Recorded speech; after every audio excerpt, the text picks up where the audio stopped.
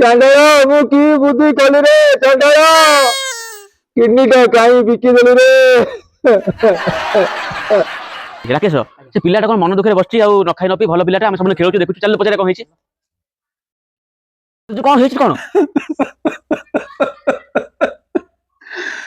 କଣ କହିବି ଏ ଦୁଃଖ କଥା।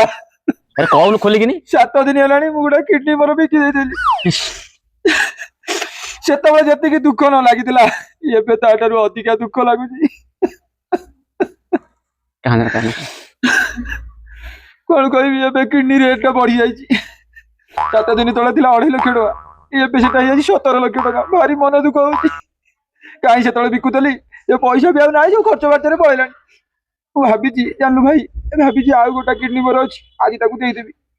ସେଇ ମନ ଦୁଃଖରେ ବଇଛି, ଉପରକୁ ଭଗବାନଙ୍କୁ ଡାକୁଛି କଣ ଟିକେ ବୁଦ୍ଧି ଦେବେ। 3 ଦିନ ହେଲାଣି ବଇଛି। କିଡନୀ କଣ ପାଇଁ ବିକିଲୁ କୋଉ କାରଣରୁ? ଏ କଣ କରିବି, ଆଜିକାଲି ପଇସାର ମୂଲ୍ୟ ତମେ ବୋଧେ ଜାଣିନା। କୋଉ ଝିଅ ଫେଲା ସତ ମାନିଯା। ସତ ନୁହଁ, ପଇସାର ମୂଲ୍ୟ ମୋ ପାଇଁ ବହୁତ। ଜାଣିଲୁ ଏ କିଡନୀ ରଖି କି ଲାଭ? ଜାଣିଲୁ ତୁ ଗୋଟେ କାମ ଫାମ କରୁନୁ ଯାଇକିନି, କିଡନୀ କଣ ପାଇଁ ବିକିଲୁ? ଶୁଣୁ, କିଡନୀ ରଖି କି ଲାଭ? ଜାଣିଲୁ ଯୋଉଠି ଟଙ୍କାର କାରବାର ଚାଲିଛି ସେଠି କିଡନୀ କି କାମ ଦବ? ବୁଝିପାରୁଛୁ? ତୁ କିଛି ବୁଝିପାରିବୁନୁ ଭାଇ। ଭାଇ ତମେ ଆଇଥିଲ କୋଉଠୁ? ଆମେ ଏଠି ସବୁ କ୍ରିକେଟ ଖେଳୁ କାନ୍ଦୁଥିଲୁ ଭାଇ ବସି, ଆମେ ମନୋଜ ଡାକିନି ଆଇଲୁ ମୋ ସାଙ୍ଗଟା। ସେଇଥିପାଇଁ ମୋ ଭାରି ମନ ଦୁଃଖ। ଆଜି 17 ଲକ୍ଷ ଟଙ୍କା ହେଇଯାଇଛି କିଡନୀ। ଜାଣିଲୁ ମୁଁ ଆଜି ଭାବିଛି ବିକିଦେବି, ଆଉ ଜୀବନ ରଖି କି ଟଙ୍କା ଦରକାର। ଆମେ ତ ପୁରା କଳାକାର ବେ।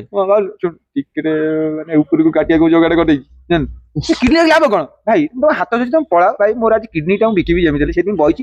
ପାଗଲଟା ମନା କରୁଛି ଶୁଣ। ଟଙ୍କା କଣ?